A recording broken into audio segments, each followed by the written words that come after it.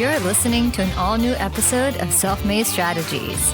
Visit selfmadestrategies.com for new episodes, information about our guests, and a whole lot more. If you're listening on iTunes or Google Play, please go to our show page and leave a review.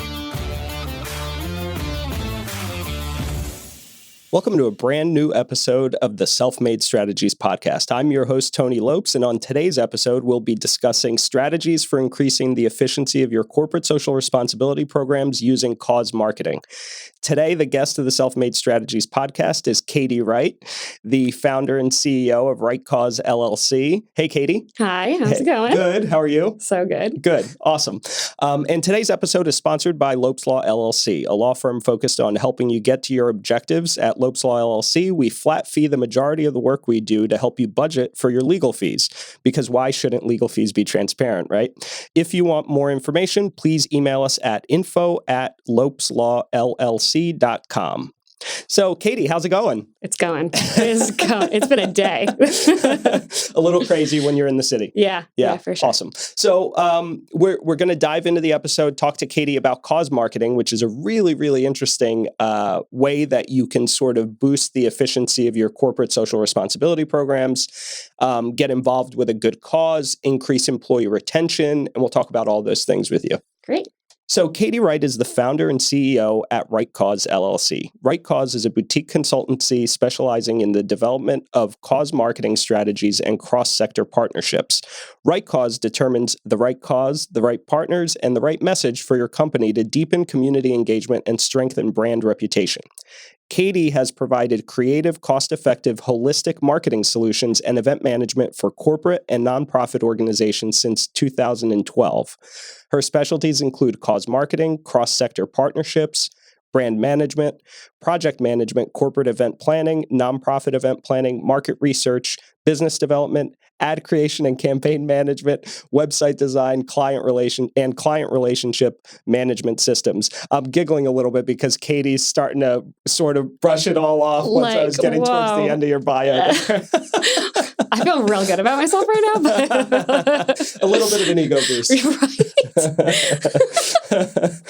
So if your business is looking for more meaningful marketing and community outreach, RightCause consultants can help businesses like yours develop long-lasting cause marketing partnerships and campaigns. You can contact Katie at kwright, that's WRIGHT, at rightcauseconsulting.com, and that's RIGHTCAUSE consulting.com. I wasn't going to spell out consulting. So long. We'd be here all day. Oh my God, I know. And you could, of course, visit www.rightcauseconsulting.com also to visit the website and check out what they do. So on today's episode, we're going to get to know Katie and hear more about RightCause. Obviously, you can already tell Katie's a lot of fun. And discuss corporate social responsibility programs, how you can increase their effectiveness through cause marketing campaigns, something I'm pretty passionate about myself. And then we'll discuss the best practices for collaborations between for-profit and nonprofit organizations. But make sure you stay tuned all the way to the end of this episode, where Katie's going to share some of her war stories and examples of cause marketing campaigns, both the good, the bad, and the ugly, hopefully. So we'll see. I got them all. Don't you worry. All right, cool. Let's dive right in. So Katie, tell us a little bit about how you got involved with RightCause, how you started RightCause, where it all began.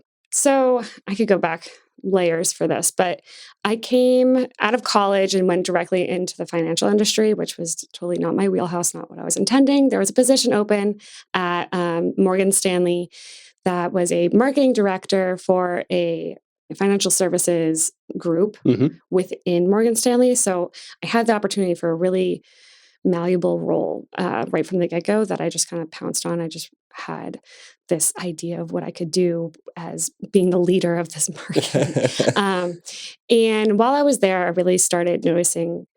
So, it was an educational experience for sure. I did 2 tours in finance. I was at Morgan Stanley and Raymond James. I was with the same team, but it was definitely not the place I wanted to stay long term. I knew that. I made the most of it while I was there, getting licensed and all that.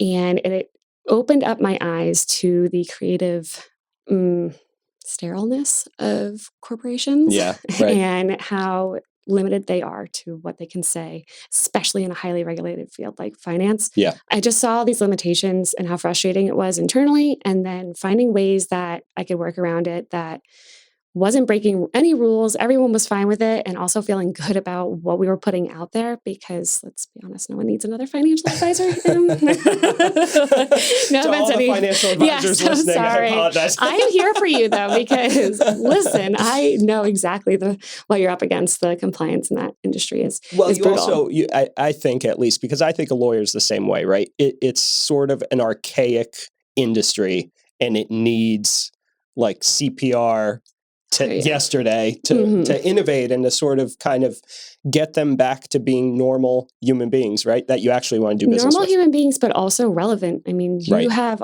everything is moving towards digital. It has been for a very long time now, and seeing like things with investment platforms like Acorns and Robinhood and things that you can do on your phone. Yeah. It's going to make it harder and harder for you to be competitive and relevant. So if you're going to have a human aspect to it, and maybe you even are using an algorithm or some sort of robo-advisor internally, but why would they want you there? There's still a need for it. Right. I'm not saying that it's ever going to die out completely, because I think there's always going to be a certain touch to human interaction that we're going to really value. So, and that's where I led into cause marketing at Morgan Stanley when I was there. I just saw the need for a community outreach that wasn't just a meet and greet and you're with the same social circles at all times.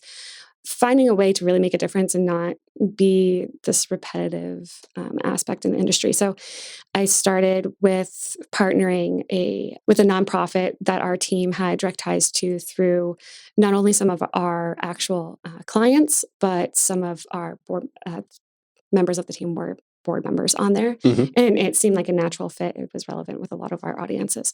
So that partnership developed into, my first kind of cause marketing campaign on my own, where I was building that partnership from the ground up and then putting on a fundraising event and doing the whole event management, soup to nuts. It was kind of enlightening, to say the least, to see what kind of tangible things that you can accomplish when you're doing it internally on your own. Right.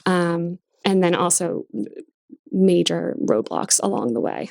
So that's kind of what formulated this process that I developed to help businesses, no matter what industry you're in, be able to formulate a community partnership that would be mutually beneficial, making sure you're reaching your business objectives, because why else would you stay in everyone has goodwill. I'm totally behind that. But for it to be a sustainable, reliable partnership, you want to make sure everyone's winning at that part. So that's why I make those cross-sector relationships really intentional.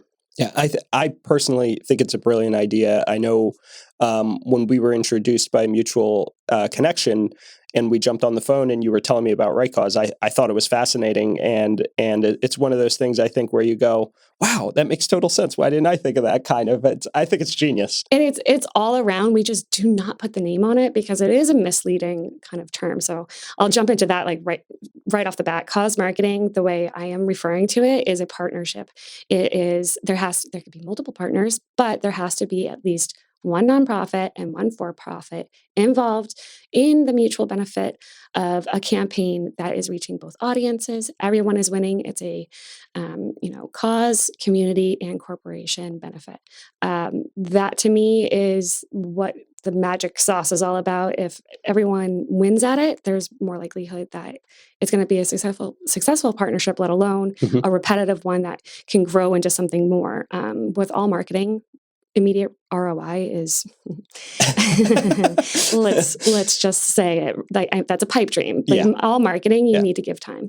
I find it, sorry to interrupt, but I find it so funny. And we've talked about this on the show, on this show several times, about how kind of contrived it is when you're talking to somebody about some marketing strategy or like high level, like content marketing, especially social media, whatever it is. And they look at you and you go, yeah, what's the ROI on that? Katie's rolling her eyes right now. So yeah, exactly. I mean, I completely agree with you. I think it's such a contrived thing to look at just flat out. I understand that from a business perspective, it's a numbers game, and you do need to look at the data and see what's working and A/B test, all those things. Yeah, fine. But to be like that. what's the immediate return I'm going to get on this? Just doesn't make any sense. And it's so inauthentic. Like, Right. if that's what you're in it for, man, that's just not who I want to work with. And it's building the partnerships that have meaning, that take time. Like, you don't meet someone and get married. That's right.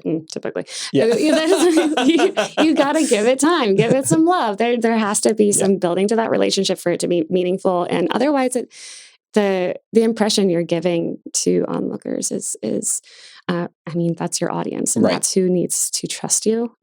So the transparency of that partnership needs to, and believe me, I am a numbers girl. Like, I am totally about the KPIs. Let's make sure that every step of the way, this is very purposeful, intentional, and measurable at all times, because I want to hold myself accountable as well. Yeah. And make sure that I'm meeting the needs of everyone. And if it's not measurable, how am I going to do that? Yeah. So I see the value in that, but just understanding that the return comes, it's a long game, and it's definitely, it's a relationship. Yeah. Yeah. And again, another thing we've discussed on this show before is that it is a relationship building thing, and it is like dating. You hit the nail right on the head. That's how it goes. You wouldn't meet somebody and then go, all right, are we getting married or not? Like, let's do this. Not unless you're a psycho. So you really need to focus on, building those relationships, and hopefully for the long term rather than just short term jumping from client to client. I always think it's so funny when you're at a networking event or something and somebody comes up to you and it's like, are we doing a transaction or not? And even if we had the opportunity to, it's such a turnoff that it's like, I don't know that I want to do business with this psycho. It's really self-serving. It just feels like, if I'm going to put myself out there for someone, I want to know that it's reciprocated. Right. And the only way to do that is to gain trust over time. So, it all comes with the experience of working together and understanding. The biggest part, and I know we'll get into this, but for me is the transparency of what is this partnership set out to do. Right. Being very clear about that. A lot of people are close to the vest when they're coming into these partnerships. They're like, oh, I don't want them to know that I'm trying to grow my audience, or they just feel like they shouldn't divulge that information, which is ludicrous in my mind, because if that's what you're in it for and they don't know that, how are they supposed to help you meet that expectation? Exactly. So we'll get into it. I know we will. Okay, so how does Cause Marketing work with corporate social responsibility and corporate giving programs? So if a company already has those things in place, how can they use Cause Marketing to sort of boost that element? Cause marketing should always be looked as a tool. It's a purpose activator. It is not a one and done. It is not like you just do a campaign and all of a sudden you are a purpose-driven company. That is just not how this works. It is definitely a resource, and it is something that should be part of your toolkit. It is not the full wheelhouse. So and I love that you brought up CSR and corporate social responsibility teams, because this is becoming more and more expected of your company. You're going to start seeing more people reaching out to you as a CSR leader or someone that represents the CSR division of their corporation, especially the larger ones. And understanding what it is that they're trying to do is really important. So the CSR branch of a company is all about that triple P, planet, profit, purpose, everything together, making it cohesive within their business, making sure that it is sustainable for them long term is also super important, and making sure that it's kind of like an internal grant writer that it has been for several years. It's just been a lot of check cutting. Yeah. And that's now going out the door, with employee engagement and consumer activism and people demanding more from internal teams. That role of CSR is really transformative in this day and age, that it's going to be really important that they know the resources that are out there to start activating their mission of the company through campaigns such as Cause Marketing campaigns and partnerships in their communities. And it goes through the full, value chain. It could be throughout their business, but this is just one aspect to it that I just happen to have more experience with, that I can say, listen, as you're doing everything else right in your company and as you're putting that right foot forward, let me help you with this particular aspect of it that can also lead to other opportunities, because you're building partnerships at the basis. Yeah, and the interesting thing is that you're looking at, you yourself at RightCause are looking at the company's mission, what their sort of where they would sync up best with an NPO, with a nonprofit organization, to really work in a truly collaborative format toward a common goal. Right. So I'll never do a one-off campaign. Every time I do a project, it is with the intention of this to be in perpetuity. Mm-hmm. There is going to be obviously a clear plan, a promotion plan that's set with deadlines and dates that do have an endpoint, but the partnership is never supposed to dissolve. So when I'm matchmaking you with a nonprofit, I want to make sure that this is something that's really going to hit it off. Right. So that is the first kind of portion of my service, is this discovery phase. And you could already be a purpose-driven company. A lot of the folks that I meet, especially that are B certified or B corporations, they already have this kind of embedded in their bylaws and their operations. So it's less to those folks, but understanding that you have a purpose statement, that this is going to be the driver of who you are looking for in the relationship, that's really important. Because once I have your purpose statement and who or what you're passionate about, then I can find the people that are in locally. Biggest part for me is, if you're going to make an impact, start where you live. It's so Might frustrating. Be a good idea. So fresh. I did campaigns before in finance, and we were doing great work, doing cause marketing promotions, but it was for nonprofits that were down in Florida. And it was very hard to stay motivated when you couldn't see the impact directly, right? Especially when you're not getting the constant feedback from the nonprofit. That it's hard to for employee engagement. It's hard to stay motivated when you don't get your hands dirty, or at least have the opportunity to do so. Right, that makes sense. So I always look local, but again, this discovery phase is all about finding your purpose as a business beyond profit. It has to be something that people. You should ask yourself, why would people care if I went out of business tomorrow? No one cares if you don't have... if you don't have some form of purpose-driven additional reason to exist. There has to be a driver for a societal value that people can latch onto. And it is an emotional piece. It is something that it gets wishy-washy of people that are exploiting that for consumer goodwill and taking advantage of that. But that's why we do it the right way. We start with your purpose. And so we can tangibly go back and say, we did this campaign because we matched with this nonprofit, because this is our purpose, because.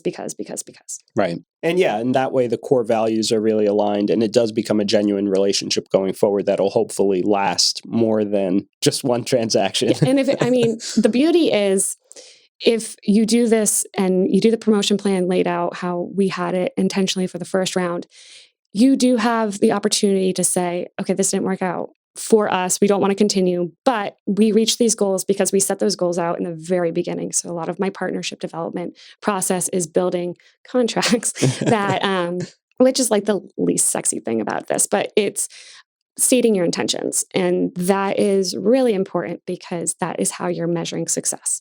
And if you're not clear about that in the beginning, which, as I said, like, people are so close to the vest about it because they feel like disclosing that might compromise something. Right. It's so important to state that in the beginning. That way, together, we can find and utilize resources that may not have otherwise been divulged if you do not state that is what you're looking to do. If you want employee engagement, if you want your employees to make X amount of volunteer hours, you better tell that to the nonprofit so that they have a volunteer program that matches your needs. And that's part of the discovery process that I go through with the business side of, what it is that you're looking to do out of this. Because I want you to also be, year end, looking at your budget and having to make cuts one year. I want this to be so integrated and so important to you, your company, your everyone, that this is not even in the realm of possibility of cutting out, because it is so important to you guys and so valuable to you. And the way to do that is making sure that, first and foremost, it is not just like dumping money out of your company.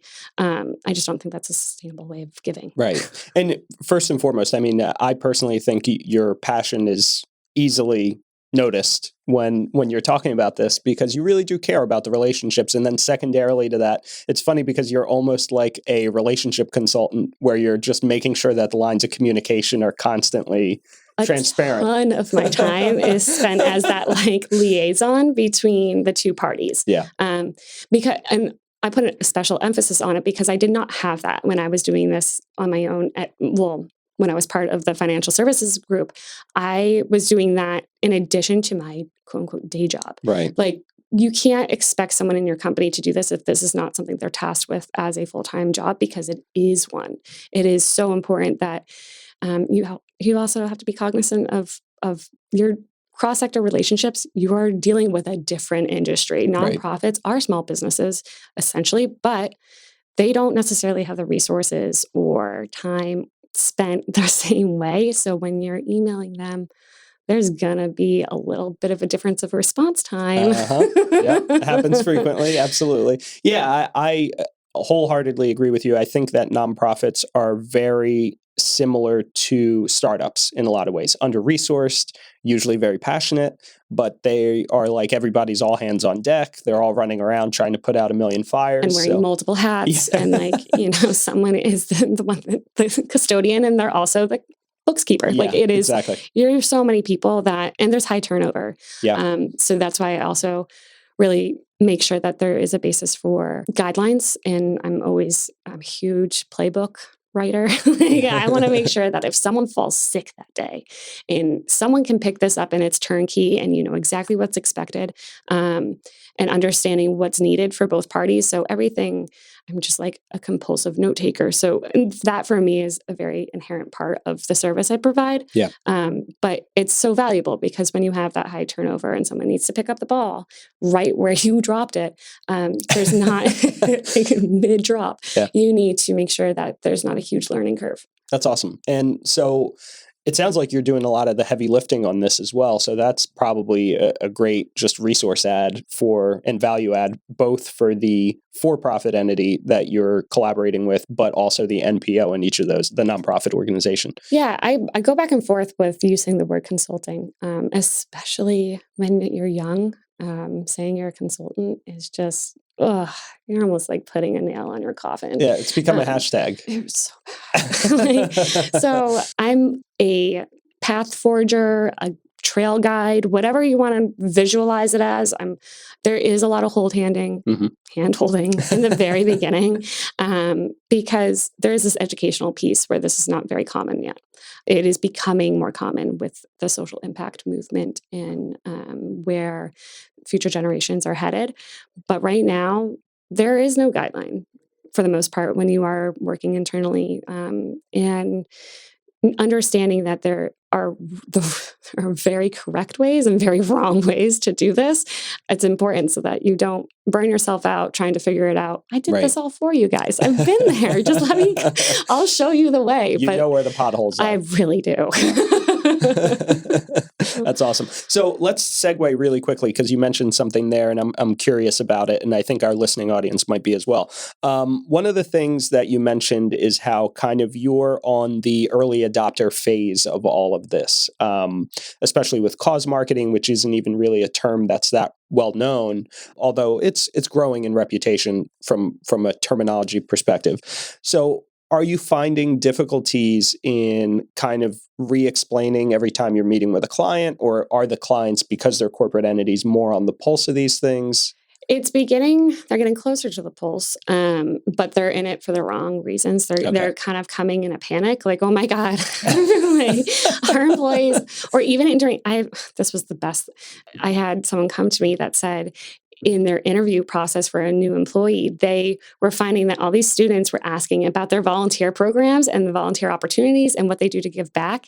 And they were deer in headlights. And they were like, we gotta check to someone. Yeah, and it kind of sucks if you show up to a job interview as the corporate entity and you're the one that's unprepared. Yep. That's not a good look. It's something, especially it's so evident when it's not like something you're passionate about. And if that's what the interviewee is looking for, you're crossed off. So they're getting closer to the pulse, but it's more like now a panic mode where it's, oh my God, we're already behind. And that's also where you're running into really, really major missteps where they're panicking, throwing something together, and it's a complete failure, whether it's like a fundamental misalignment of like a cause, which are my favorite examples because they're just so ridiculous. And like looking back, like years back, they did like the KFC buckets of fried chicken for like Susan B. Komen. Mm-hmm. Susan G. Komen. And like all these nutritional links up to carcinogens of like, not good at right, the end of the day. Like, and obviously people are like, well, that doesn't really make a whole lot of sense.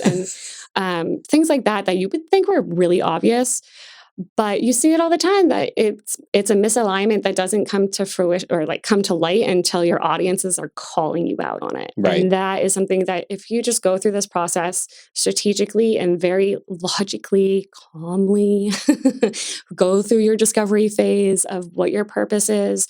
If you do it right, it's a home run. I mean, you're excited about it because you're seeing right off the bat that people are engaged and are excited for you. And it just kind of amps you up to do more with this group. So how are you, though, you and RightCause kind of dealing with this being an early adopter? Because I know that's really tough for an entrepreneur, a tech startup, or whoever you are that is sort of on the initial phase of that bell curve where you're kind of having to explain an industry that is growing, but that not everybody knows about. Yeah. It's tough for sure. Timing is everything, but riding the little waves when they're there, like you got to catch them. So my fingers are on the pulse just as much as everybody else, like with staying up to date with news that are headlines that are little peeks into my world or somehow adjacent to my world that I can bring it back and say, look, you're seeing this every day. Now let's act on it.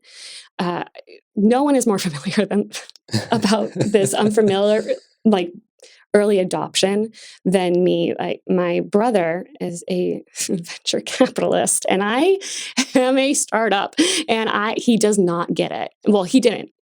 He is now getting it. And so when I quit my job and I was saying, listen, this is what I want to do. And my parents, my family, brother was like, I don't get it. What is it?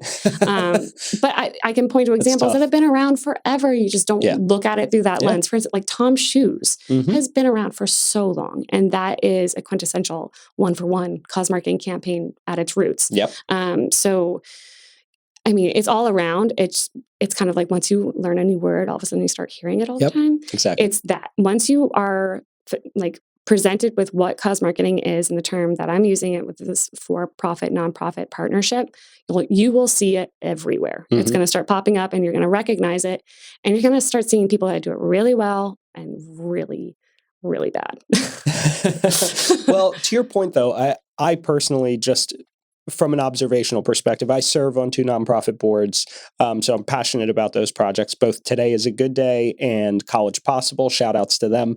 And I do, and I think both organizations would agree, I sort of trumpet the call whenever I can, whenever it comes up in conversation. It's always kind of top of mind for me. But there is definitely a sort of sense that people are trending in a more collaborative way now. And so I think to your point, cause marketing is like right on the crest of that wave that's going to increase collaboration and help push that forward. And so I ride those waves, when they are saying employee engagement's now big, I'm gonna use that buzz term all the time because if that is how I get through to you, then that's how I get through to you. Exactly. Anyone that's feeling that barrier to entry when you're doing a startup and just finding a hard time connecting with your audience, just start looking in the news. Just like find ways to relate to them in ways that they are familiar.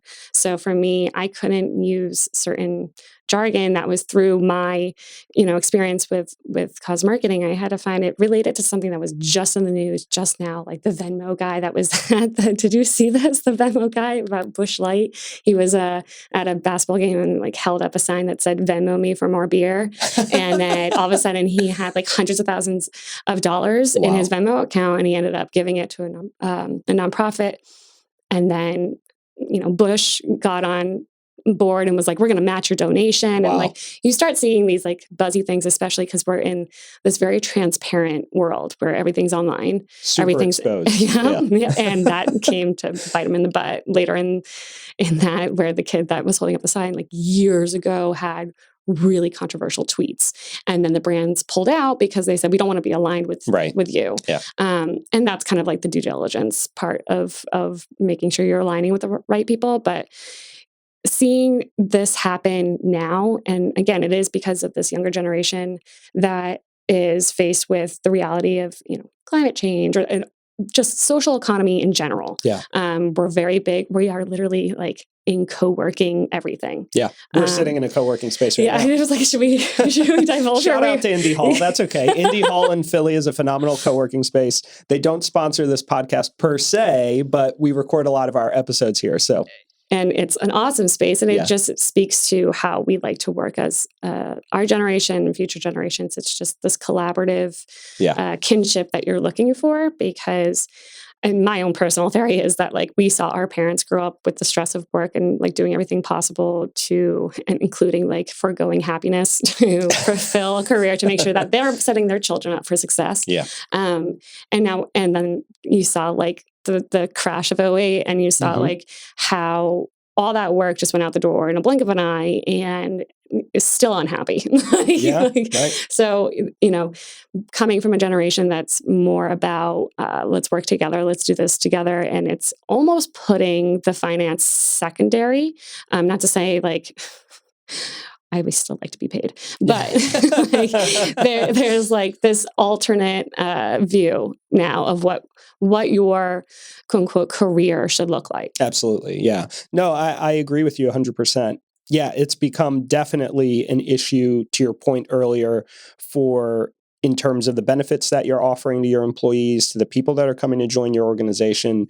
There's definitely a trend coming very soon, if it's not already here, where employees and people want to be in an organization or working with an organization that has more than just the bottom line in its crosshairs. Right. And especially when you're getting to a point where now there's more remote work happening, and you want to feel part of something still.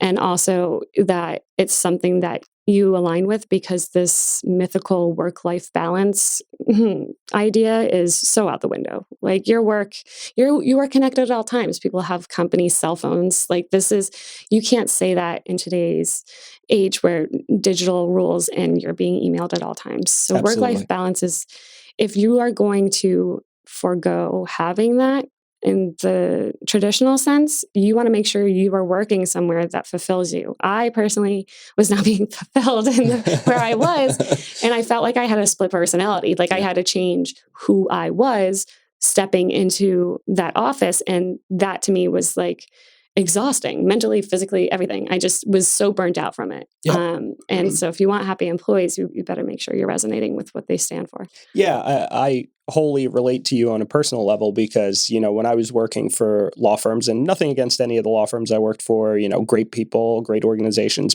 nothing against that per se, but the legal industry as a whole, when you're charging a client umpteen billable hours to do memos and stuff, and I was just sitting there thinking to myself, like, there's a misalignment here between the client's objectives and what we're billing them for. Yeah. And it doesn't make sense. I mean, theoretically, if it's a novel thing, or if you need to do a little additional research or whatever, fine, that makes sense.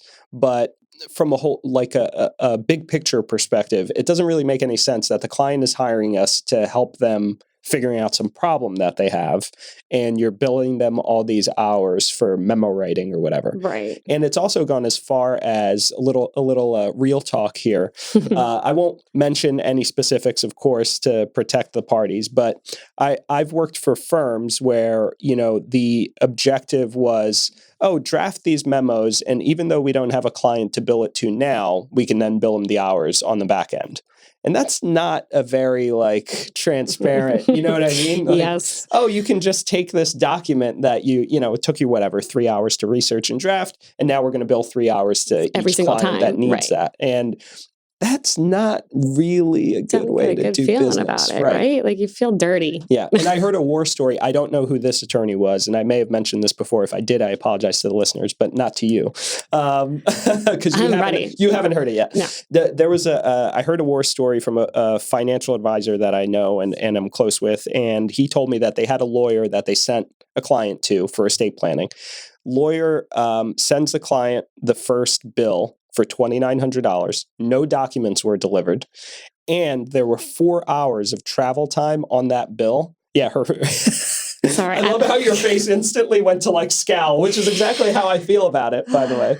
But it all kind of circumvents this concept of, working with people on the objectives that are more important than just the mere transaction. Yeah. It's everything that's built into those industries where the hidden fees are like, you know what, and coming in, my reaction to that was not about billing for travel. Coming from a solopreneur, I have to bill for something. I gotta I have to make money, and time is money. And but this guy did not disclose to the clients. Right. So it was surprise 4 hours of travel time. And then the client said to the financial planner, we would have gone to his office. Like, what? I've had my last client literally emailed me, was like, very concerned because I had not billed him. And he was like, I don't want to do anything further because I'm afraid that I'm racking up hours that I haven't. I was like, no. This is just part of me getting you like what we need to get started. Yeah. And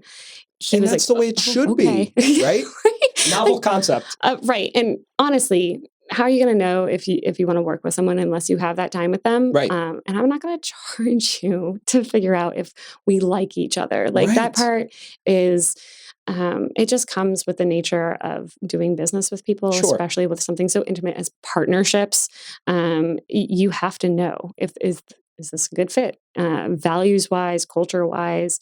It all comes together under the same umbrella of like, just put the time in first and foremost, make sure it's a good fit for the long run. Just add value. I know that's the hashtag right now, but it is meaningful. Add value. That's all you have to do. And also to those of you naysayers who are listening, you old school stalwarts that want the billable hour. What up? Yeah.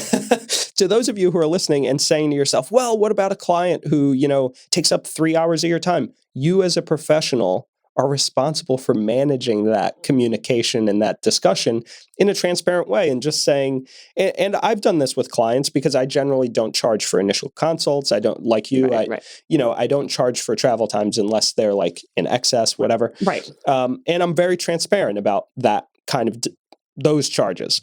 And at some point you have to say to a client, respectfully, but you say, okay, look, I think, the free time is kind of up, and this now requires a more formal engagement. Like we need to start getting to work. Honestly, if you are doing valuable work, they're not going to push back on anything that you're billing. Exactly. I've had people see my proposals that are like 18 pages long. They're ridiculous. They're like full force because a lot of it is education. So I can't just say something in a proposal and assume that they understand what it means by that campaign style. So I do a lot of in-depth, and it's almost giving them a full like promotion plan right from the get-go. And they could theoretically take that and run with it. They won't because there's a reason they're looking for help. Right. And also they have seen how much effort I've taken to understand what needs they are looking to fulfill and how much I can add value to the team that they have. A lot of my work is kind of like an external partner. I'm not trying to be redundant of anything that you have internally. I don't want to be your CSR leader. I don't want to be your creative director. I want to just be a soundboard for when you guys have ideas to make sure that it's going with the right idea for the partnership, and then also to get you started. And like I said, just be a guide on this path because it is unknown. Once this becomes more commonplace, I'm like really just getting myself out of business. But once it becomes a more commonplace, the need for what I'm doing will lessen. But right now it's there. They just don't necessarily know it's there right now, which is what we were talking about, this early adoption of. But I think also you're protected in the context that while the really large organizations may develop, internal cause marketing teams or strategies, you'll always have that mid-level organization that doesn't quite have the resources to have an internal CSR team, for example. Absolutely. And if they don't have the bandwidth, like there's a need to still fulfill this consumer demand and employee demand and probably eventually legal demand.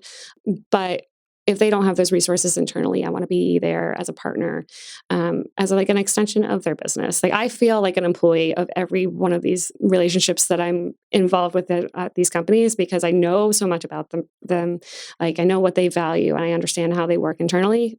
So finding that middle ground of putting my effort out there for a billable hour for something that I'm going to say, no, I'm going to charge you for this, and making it clear to them that I am a resource to use, not to abuse, but I'm clear about those boundaries because like you can get down a slippery slope with that. Yeah, of course. Yeah.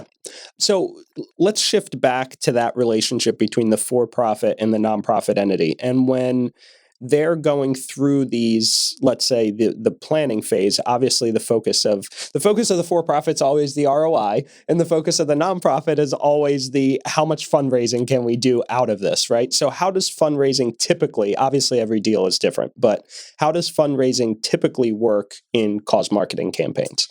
So there are different types of campaigns. You can do, if it is a B2C entity that I'm working with, like if there is an actual product to be sold, it's great to do portion of sales.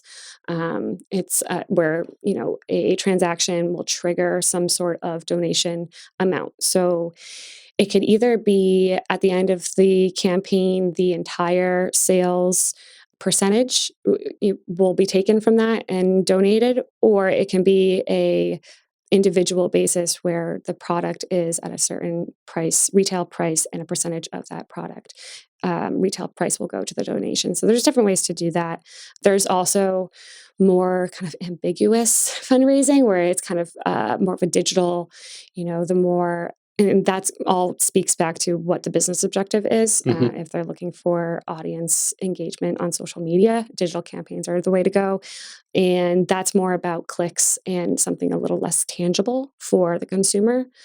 But that's the legality of it, of being really, really clear about what this campaign does, how long it's going on for, the purpose of it, and what the consumer's action is triggering. Because it's October, and if you have not been outside, it's Breast Cancer Awareness Month. So, you're seeing pink everywhere. Yeah. And you run into the issue of pink washing, where people are just, dip dyeing their products pink, and it really has no relation to the actual campaign or the awareness efforts, or to a related nonprofit of the breast cancer community. And you're misleading, and you are taking advantage of the consumer goodwill because you are just kind of vaguely associating with this movement. And there are a lot of FTC and all sorts of other regulations that you'd be in violation of, and at huge risk. Huge risk at that point. Yeah. And as this gets more popular, it is going to be much more enforced, even on the lower levels of small businesses. Right now, the spotlight is obviously on the larger corporations partaking, but seeing the different campaigns going on, as a consumer, you should be able to tell exactly the length of time that campaign is running for, the trigger of what the donation is. If there's a donation, that's my favorite, when they just say that they're associated with a nonprofit, but none of the sales or anything is actually triggering a donation. That is totally fine if you're just in it for awareness on the nonprofit side, but you have to say that to the consumer, because then you're just kind of hoping that they're buying something pink because they think they're donating. That's the classic proud partner, right? Proud partner of. I see another proud partner. You can totally be a proud partner, but actually be clear about what that means.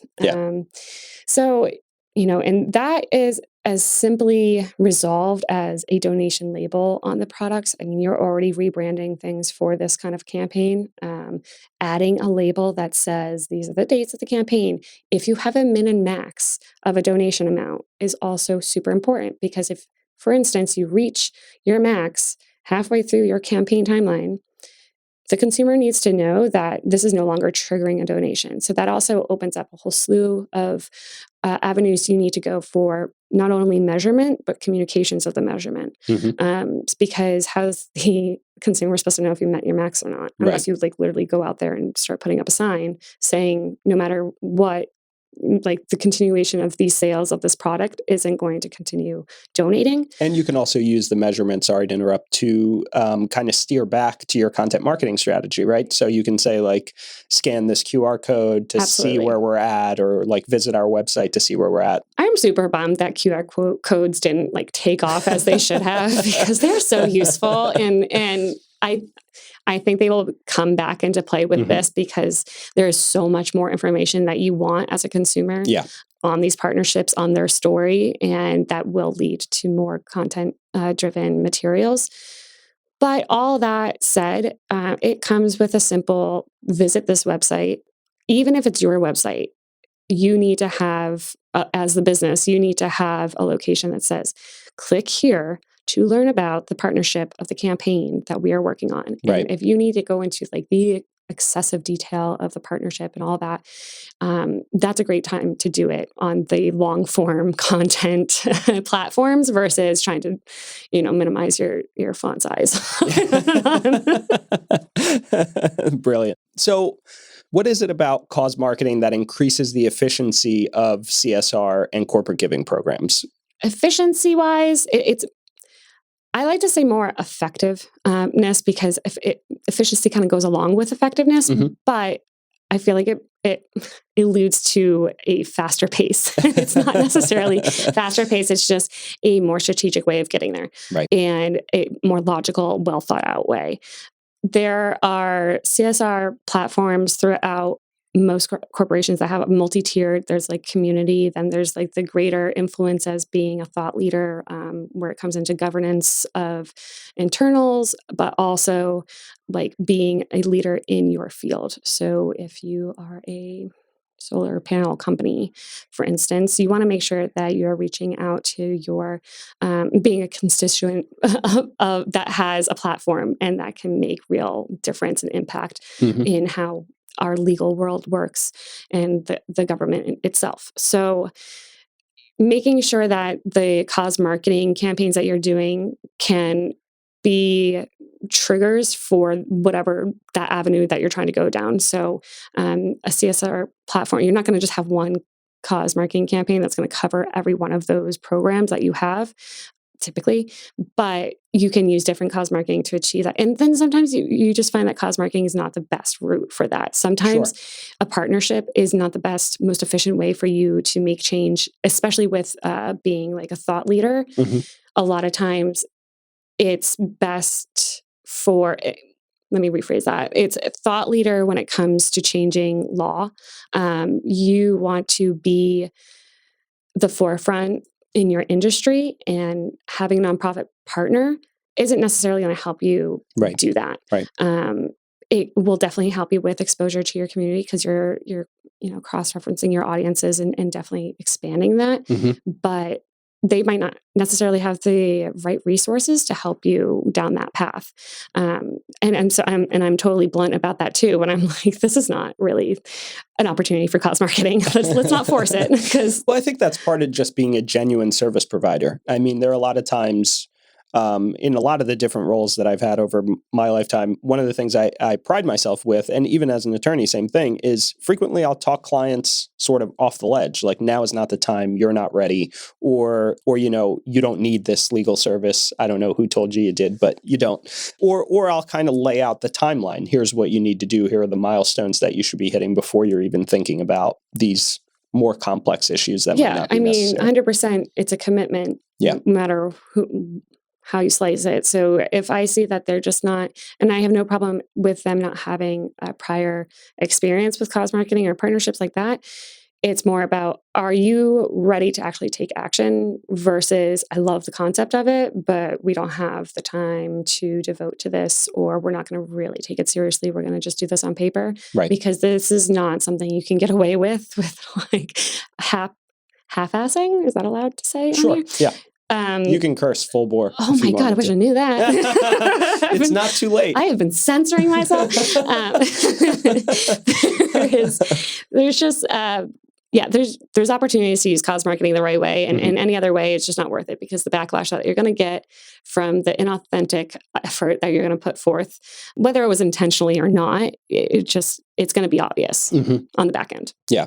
And another thing that at least I think of from what I'm hearing you talk about is the fact that, cause marketing really kind of is where the rubber meets the road, right? CSR programs, a lot of times, and even corporate giving programs can become very just a bullet point on a PowerPoint slide or a way for us to all meet at a seminar and then cheer about how great we are and pat ourselves on the back, but then there's no actual action being taken. And it becomes like really siloed in larger corporations. You'll find like the CSR group doesn't talk to any other part of the company. Right. They have no idea. Yeah. And it's disappointing because it's a missed opportunity that I'm like just eager to jump in on. But it's also an opportunity that needs to be taken with the right mindset. Right. Just knowing that you're going to be going in with a commitment to a certain timeline, you should be prepared for that. All right. So you've mentioned employee engagement a lot throughout the discussion, which is great. And I think one of the hot button topics that a lot of companies are struggling with, especially big corporate entities that just kind of, have this reputation for not having that personal connection to their people, to their team. How does cause marketing help to increase not only employee engagement, but also employee retention? So this all starts back with that discovery of your purpose, because part of that process is I'm talking to your stakeholders internally and externally. So internally, that means your employees, your leadership teams, you have everything that goes on in the operational side of things, but then externally with this audiences, where you want to be, your supply chain leader, anything like that. So finding the commonality of what they are excited about. Obviously, you are not going to please everyone, but it's about finding a rally cry that resonates with your skill set as a company, which is also, I'll circle back to that, remind me about that. But that just making sure that you have made a conscious effort to engage the people that are going to be part of this process. Because that's how it's going to backfire if people are forced to do this. Being voluntold what to do is like the most voluntold. It's like the most irritating thing in the world. Being someone that's lived through it. Making an effort to make sure that you're speaking to the right people. Right. That's how you're going to get people really excited about it. Then you start, making sure that that's part of every aspect of your operations, and living, eating, breathing that purpose is really important. Not only for the authentic side of things and making sure that you are being truthful, but also because that's how you're going to recruit talent. Like we have mentioned, like people coming out of college, the young folks today are asking these questions right off the bat, right? Because they want to be part of something. So if that is built into your company, that should be something that is a selling point, and I would not be shy about it. A lot of issue with cause marketing is people feel like it's bragging and being promoting yourself for the wrong reason, and it's not about that. It's meant to be promoted. It's because it's doing good with that promotion. That promotion is helping bring eyes and ears to a cause that you're passionate about. They'll be able to tell if you're passionate about it or not just by like a very simple Google search. But there is going to be opportunities that you're going to attract talent through that passion. Not only are you going to have these partnerships built in that everyone's so excited about, and the campaigns that you do that is this kinship amongst your peers, but also you're seeing the impact in your community. Many people live within 50 miles of their workplace. Finding ways that you're engaging your neighbors is just so exciting. Like people are just like going to be amped about things that they can tangibly see or be part of because they live there. I mean, when you think about when you're paying taxes, and I personally don't have kids, so I'm paying taxes for public school system. I love it. I'm all about it because of my neighbors, my nephews, like everyone around me. I'm excited to be part of that. I'm fine with that part of my taxes. I'm totally cool with paying for supporting something that, though I'm not directly involved with per se, I feel like it's a value to me in general. Of course. So when you are preparing these cause marketing campaigns and these collaborations between two entities, and a for-profit and a nonprofit. How do you measure your cause marketing campaign success? And do you look at audience interaction or engagement specifically, or are there other metrics that you use typically? So there's a couple things to unpack. So I always am measuring the success of the partnership itself. So being clear of what each of those partners would consider a successful relationship. If one of them was that the other partner took care of X, Y, and Z, I want to make sure that we're being able to meet those and measuring how well that's happening. And then there's the actual measurement of the campaign itself, which comes along with the campaign type, whether it's digital or transactional, something like that. Those KPIs are built in different ways. So if it's digital, hashtags are like my favorite because it's a fun way for people to get involved, to feel part of it, for the employee engagement aspect of it. But it's also a really easy way to measure just reach in general. That's exciting to see and to share. There are other forms that are a little more ambiguous. They come from audience retention. So, is that something they're talking about still a month after the big campaign, or if it was an event, are they still talking about it down the road? I like to build that in because I like to show them, even though that, like we said, marketing is not an immediate return on investment. It's more longevity of it and the frequency that you're being talked about and kept top of mind, whether it's from your internal business activities or through your partner. I find that so valuable and encouraging for the partners to continue this because it's something that goes beyond the one-off, ad placement. Right. Going back, quick time out to the rally cry. So I think we were also talking about how frequently CSR programs are just a bullet point and not a actual like action step. And you mentioned how, in addition to kind of engaging and retaining your employees because you're trying to connect with them on this for nonprofit sort of benefit level. And you were talking about internal and external stakeholders and how this is a great way to unify people around the rally cry of the company. Yeah. So the before, in the before times, they had, so I'm a million years old, but they used to have an emphasis on the CSR report, the annual report that these companies would put out that says, look at us, we're doing this, we're meeting our metrics that we set. Right. Who reads these CSR reports? I don't know. And whether or not they have any actual meaning, right? Because if you're not taking action, quite frankly. Right. And their measurements are questionable. So a lot of times I find so, and it was not a fun way to engage your employees whatsoever. So looking at cause marketing as a way to be a purpose activator, to be a more tangible way to, to meet all those CSR goals that you're trying to meet, and keeping on brand with what those CSR goals are. Having cause marketing campaigns as like these pinnacle points that are fun for people to get involved with, and that you are seeing your stakeholders continue the effort beyond, we measured this first quarter and now that's going to be in my report. That's just something so back end that no one knows about it. No one cares about it. Yeah. I love the employee and volunteer, and it's becoming more common for employee volunteer time off to be part of benefits packages and things like that come with being a new hire, and telling them, listen, we encourage you to be involved in the community. And even though we have these programs set up for our company that, align with our purpose, and this is why, we're doing this, we understand that you have your own passions, and we want you to explore those on your own as well. And by no means try to overtake that and like convert you. So we want to support your passions because you're supporting ours by being an employee here. And finding the rally cry around that. A lot of times you'll find that it ends up that those employees do eventually convert, quote unquote, to go. This sounds very culty, but but they end up finding more passion in that cause sector because they have this investment that they've put towards it, where emotionally and physically that they have gone and interacted with the folks that they are working with to support and help and promote.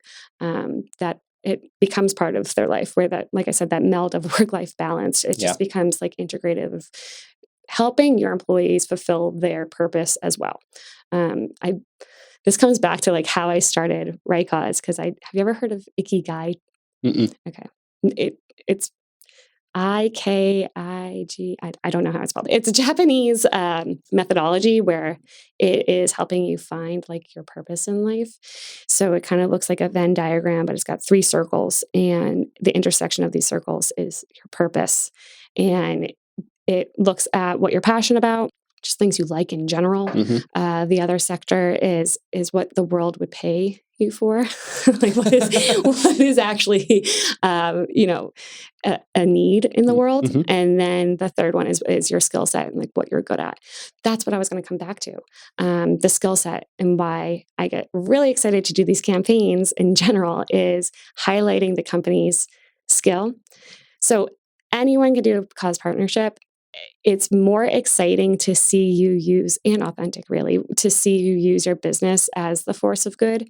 Not just saying, oh, we send our employees there for a day to pack up some like care packages.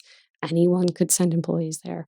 Why are your employees like uniquely special to this group? How can they use you, and what are you offering them that the other Joe Schmo or XYZ company can't offer them, or not as well? So finding opportunities, a really great campaign that it was so out of the box that at first it didn't look connected. And then I dug deeper, talking about Breast Cancer Awareness Month. They had a promotion between the gaming company that owns Words with Friends, and how they matched up with breast cancer awareness. I was like, I don't get it. But they did a whole, like, instead of just, now the letter tiles are pink, they did a campaign about breast cancer awareness terminology. So everything related to that.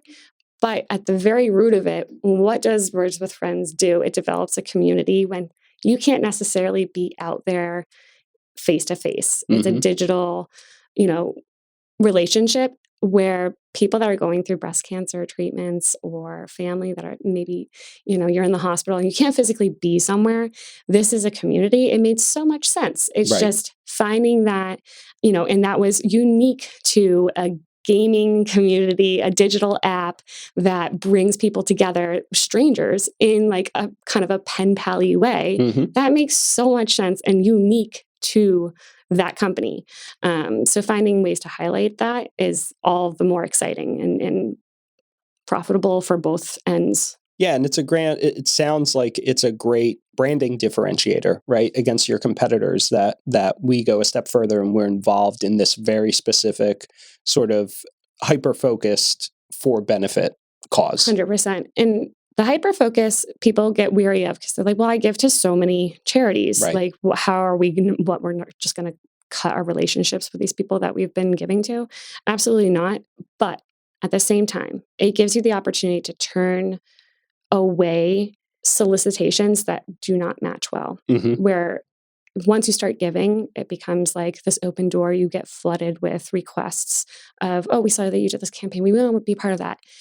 You now have a very good reason to say, listen, we are not interested. Thank you so much. We wish you the best of luck, but this does not align with us.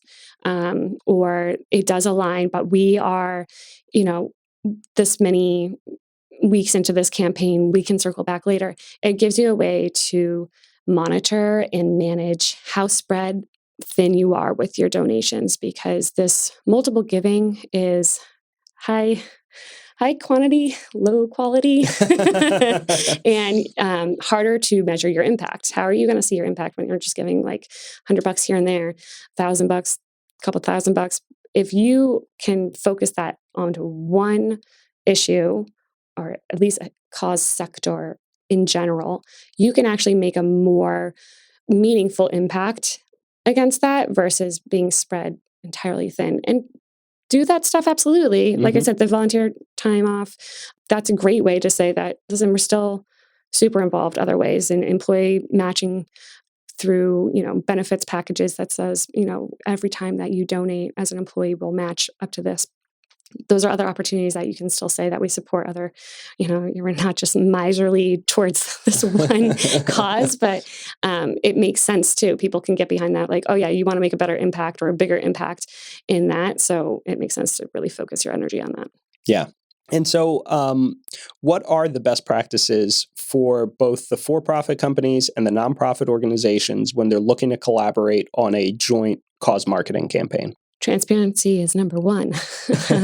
Coming from like a very compliance-minded person, being faced with that in the very early stages of my career, I put a special emphasis on it because I think it just sets you up for success in the long run. If you are transparent in what it is your campaign is trying to accomplish, how it's measuring it, then I think there's very little that you can go wrong that can't be corrected. Like the course correction is just so much more minimal than like fundamental missteps. But that first and foremost is part of the success, finding the right match, making sure that you guys are complementing each other well. And that comes with the transparency of that first meeting when you're saying, okay, this is what we're looking for, but then this is what we can offer. If you guys are both looking for the same thing and can both offer the exact same thing, there's probably not enough to offer each other that it makes a good match. So finding the partner that complements you well. And honestly, it's about just starting from an internal place of saying, what is it that we're coming to the table with that we're trying to accomplish? Because you can get there eventually, but you're going to cut down the time that you're putting towards this. Right. If you're more intentional about, coming to the table with real key goals that you want to reach through the partnership. Right. And so segueing from that, what are some of the pitfalls present in a collaborative partnership between a for-profit and an NPO? So, for example, like what are the important terms that we want to have in that collaboration agreement, the agreement between the two parties when they're heading into this together? What are the important considerations in addition to transparency? Like, are there a lot of issues that you run into where you're seeing like branding conflicts where they're like, okay, the branding has to be on brand for us, obviously, but Right. But how do you balance that? Understanding the limitations that you both have. So if they are expecting you to plaster all of your product with their logo and you are legally not allowed to do that, that needs to be identified early on. So exploring, again, that comes with the intention of what the partnership is looking for. Understanding that you have limitations, expressing those limitations, and then the accountability aspect of it, of laying out, which is why I put the promotion plan like directly in the contract, because it makes you think down the road and say, okay, if we are going to do, for instance, an event, who's accountable for finding the event planner? Are we the event planner? What does that look like? And talking that out in the very beginning so that you don't come to this point of frustration where you said, well, we thought you were going to do it. We thought you were going to do it. So the biggest thing, and I think it's with everything, is just the communication. The lines of communication have to stay open at all times, and that's also could be a barrier if you aren't allowed to share documents. Like for instance, being in finance, we weren't allowed on like Google Docs or anything like that. We couldn't do that.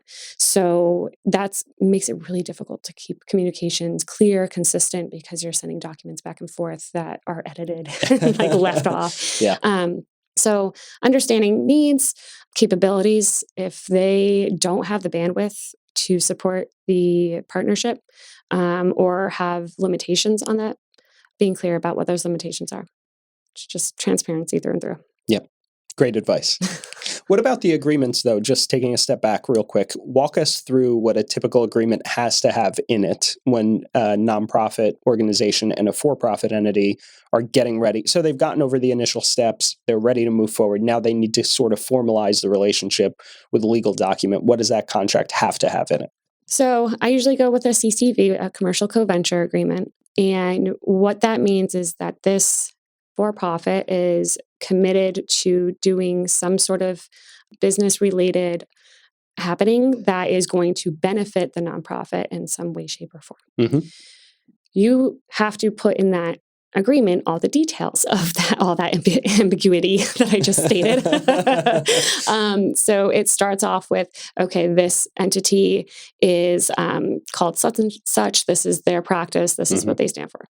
Same thing with, when you see a press release, that's a great example of like the boilerplates. That comes first. This is what the business is. This is what the nonprofit is. That's the first and foremost. State what it is. Then state your intention. Why are you in this partnership? What is this partnership doing? How long is this partnership for? Then you can go deeper into, these are my commitments from both perspectives. So the company is agreeing to, for this length of time, commit these many hours, this many dollars, whatever it may be. And these are all things that you discuss before like putting this in writing, because it doesn't just show up. And you go through, address all those things. And then at the very end of it, I like to make it more of a complete package so that you have that promotion plan that lays out that first campaign saying, okay, this is what we're going to start with. It can be expanded, trashed, whatever, going forward after the first year or however long. But the first one, this is what we're planning on doing. What that entails, who's responsible for all of those things. These are very long, complicated things. This is why what I mean, like you cannot throw together a cause marketing campaign if you're doing it right, because there's a lot of thought put into it. And then to make it even more complete, I like it. Like I said, I love playbooks. So if it's something like an ongoing resource, because I want them to continuously be faced with this agreement to remind them, oh, this is my expectation of them and myself. So I always attach as like addendums, these are the best practices for logo usage for both entities. So when they're looking for artwork or whatever, and they're giving it to their internals to design something, they say, oh, it's part of the CCV package. Go in there. It has all the guidelines. So it becomes like this growing resource that just gets bigger and bigger. But again, it makes you revisit it and say, okay, this is what we were planning on doing. Let's make sure we're, sticking to the schedule and using it going forward and using it as a basis to start conversations for the next steps. And that playbook that you're creating is almost like a SOP, like a standard operating procedures, at least for that relationship between the two. Yeah, it's kind of, it becomes the Bible for sure. There's just, because every campaign that you do is going to be, whether it's that same campaign building off of that, you're going to start having resources for those campaigns because you as entities don't necessarily have the resources to put those on. So if you're doing an event and you do use an event planner, which is like stuff that I provide a partnership pipeline for you to as vetted resources to use to put on these campaigns that I'm suggesting, you start developing relationships with them. You want to just keep everything organized so that it's super easy. Like I said, when there is turnover, if something happens, that people are on the same page real quick. Awesome. Well, Katie, thank you so much. This was phenomenal. Super informative, I thought, and a lot of fun, at least on my end. I had fun. All right. So when we wrap up our show, we always play a little game, first, last, best, and worst. And this is what I told the listeners to listen to. She's cringing. I don't know why. Yeah, because I can't wait to hear these stories. I know. I don't know what the question is. So let's do a first, last, best, and worst cause marketing collaborations that you've worked on. So the first one you worked on, the most recent one that you're either working on or that you've wrapped up, the best one, and then the worst one. Okay. And the worst one, you can leave out who the clients were, obviously. Okay. So I want to do my very first one, not necessarily as RightCause, but just me personally. Sure. I was introduced to this whole concept back in high school. As a senior, you had to do a senior project to graduate. And where'd you go? When I went to high school in Hampton, New Hampshire. Wow. For anyone that is a New Englander that's listening. If you are, thank you. I don't know how we've reached you, but thank you for listening. 603 for life. Yeah. So back in my live free or die days, I was attending high school, and to graduate, you have to do a senior project. And there was an ongoing project. I cannot claim to have developed this program, but there is a project that they did every year called Empty Bowls. And it was a partnership between the ceramics department of our high school, and department being very generous term, it was the art class, and then the local business owners. And what we would do is every student would, during that period, you would have the opportunity to create a pot, a bowl out of the clay and the arts materials that were provided. And then that was kept as this inventory to build up to this event. And the Empty Bowls event was when local businesses were donating their specialty soup and or chili or whatever it was, some liquid, and a broth of some sort. They would come and have a booth at the physical event, and they would serve their specialty food in the bowl that the community that was attending bought. So you came, you purchased your bowl that was made by students. And you went around the event and tried different soups and stuff. And it was this cross promotion of local businesses that donated their resources to be there, but they also got advertisements leading up to the event, free promotion. And then all the fundraising that was collected through the sales of those bowls went not only back to like replenishing what we had taken to make the bowls, but also to the Nurses Fund and a few others. So that was my first exposure to like, oh my God, this is so fun that you can connect the community with like what you're doing already as work, quote unquote, as a student. And seeing that, so it was me and a partner that were charged with like the campaigning and putting this whole thing together, making sure the logistics landed and finding the businesses that were going to participate in it. So it was kind of like fundraising beyond. So that's my first cause marketing that I would plug. Awesome. Really, really cool. Yeah, it was definitely like a more exciting part of a project that I've had to do for schoolwork. Like it just got you out and it felt more real world. It felt like this is something that, businesses should be doing all the time. Right. And eventually came full circle. Yeah. And it was your first exposure to kind of that impact of being part of something bigger. Yeah. And I got to see it right there because, I was in the school. That's awesome. So how about your last one? My most recent one was a partnership between the for-profit was Neighborhood Lit, which is a reading development center that was branching out and creating a product, a literacy kit that they were just launching, wanted an opportunity to promote it. And then the nonprofit was CCR, Child Care Resources of New Jersey. And all this happened in the Monmouth County area of New Jersey and bringing those two together. So I met Neighborhood Lit, the owner and co-owner at a fundraising, a charity summit. That's what it was. And he had come up to me after a cause marketing kind of break off group. And he's like, that's exactly what I'm looking to do. I need a neighborhood partner and I just don't know where to start. So fantastic. And is it ongoing or? Yeah. So and going well? Going well. We have the CCV agreement signed, done, that whole like giant hurdle, honestly. And like just getting through, I did soup to nuts for them. Their purpose was obviously very easy because they were already very much involved with the community and their literacy, reading and writing development for certain ages. So it was very clear where to go. But that's continuing on. Their promotion plan is laid out. So now it's just a matter of executing. It's awesome. Awesome. Okay. So how about the best one, your favorite cause marketing collab that you've done? Oh my gosh. This one's hard.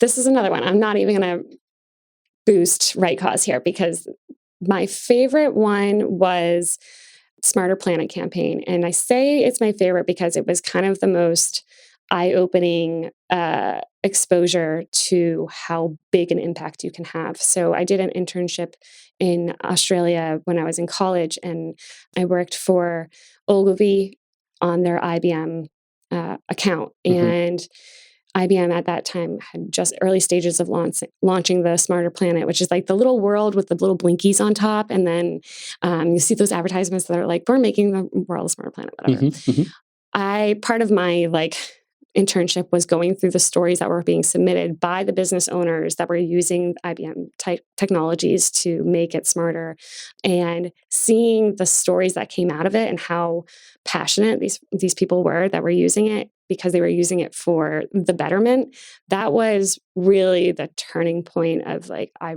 really want to do something with this big an impact, because it was global, obviously. I mean, I was over in Australia and I was still seeing it. And Wow. I came home and it was right there in the airport when I landed, was like another advertisement, another story. So seeing that it's so universal of being applied, of doing well by doing good. And it's just, that's my favorite because it just reminds me of a time that it kind of clicked. Awesome. Really cool. And how about the worst one? I think I just see in general, I'm also not going to make this a right cause thing, because I think the worst ones I would never do. In general, the worst cause marketing that I see happens to be when it's just super trendy. So about this time is when I get a little bummed out, because October being Breast Cancer Awareness Month. You can visit my website to see the blog post that I wrote on this, of how Breast Cancer Awareness Month is not only the best cause marketing campaign probably in history, but also led to so much of the worst. It was just over abused and just not applied right. Yeah, you mentioned earlier people sort of piggybacking off of the pink this, wave, pink that, but not necessarily actually being a part of the overall mission. Had nothing to do with it. Right. They had no intention of giving or being, any sort of a resource to those folks, but just made it a trendy thing to do in October.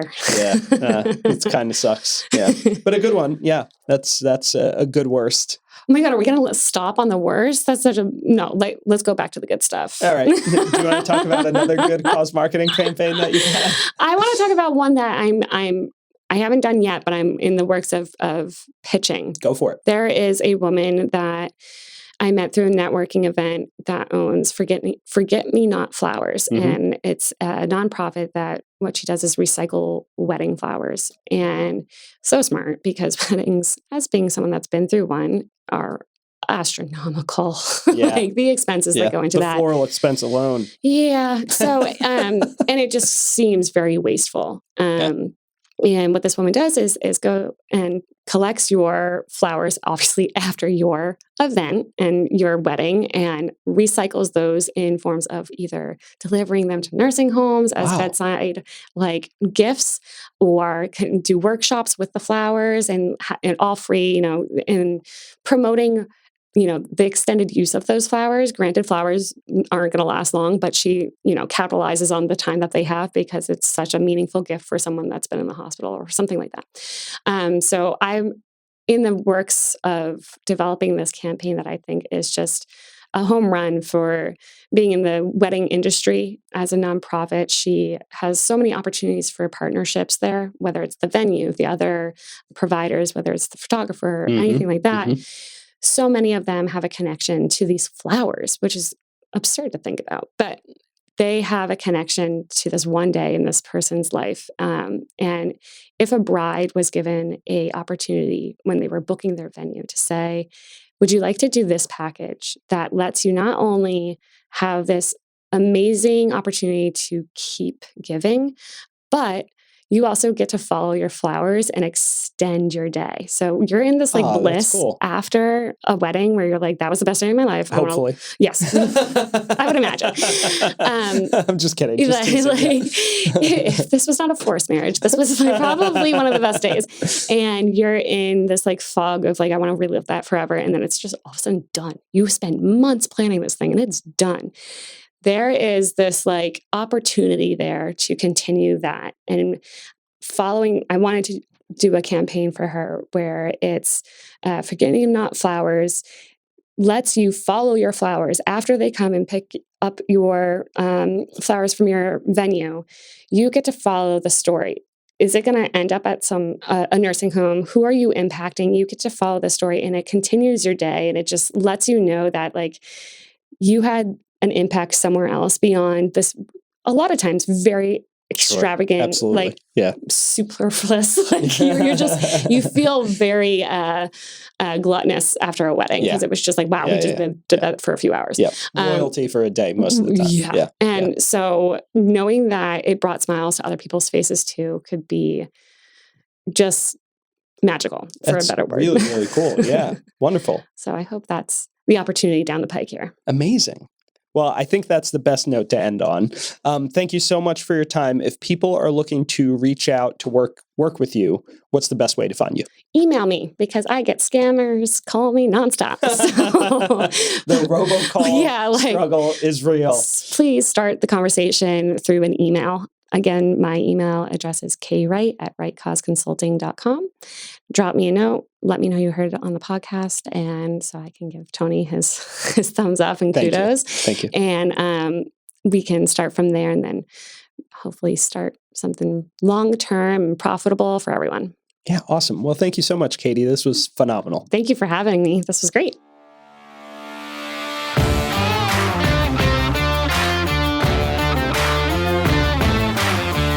This episode of Self-Made Strategies was edited and produced by Lux Podcast Production. Lux is a creative audio suite that helps clients create, market, and their show. Visit luxpodcasts.com to learn how a podcast can benefit your organization. That's LUXE podcast.